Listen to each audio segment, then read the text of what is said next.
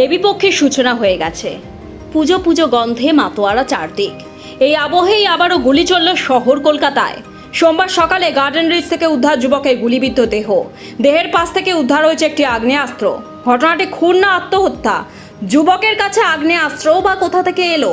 পুরো বিষয়টি খতিয়ে দেখছে পুলিশ। অন্য কোথাও খুন করে দেহটি ফেলে রেখে যাওয়া হয়েছে কিনা সেসবও তদন্ত করে দেখা হচ্ছে। পুলিশ সূত্রে জানা গেছে নিহতের নাম শ্রেষ্ঠ ধুরকা, বয়স 29। পশ্চিমবঙ্গ থানা এলাকার ডিসি পোর্টের দফতরের অদূরেই মেলে দেহটি।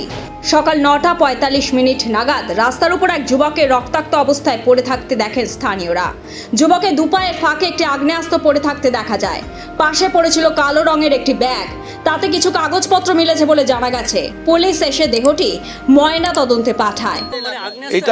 এটা দেখুন, এখন তো বিষয় হচ্ছে কি তদন্ত হোক, পুলিশ তদন্ত করছে, তদন্ত করে দেখো কি বিষয় আছে আর মানে কোথাকার ছেলে আছে, কেন আগ্নেয়াস্ত্র নিয়ে কি বলবেন?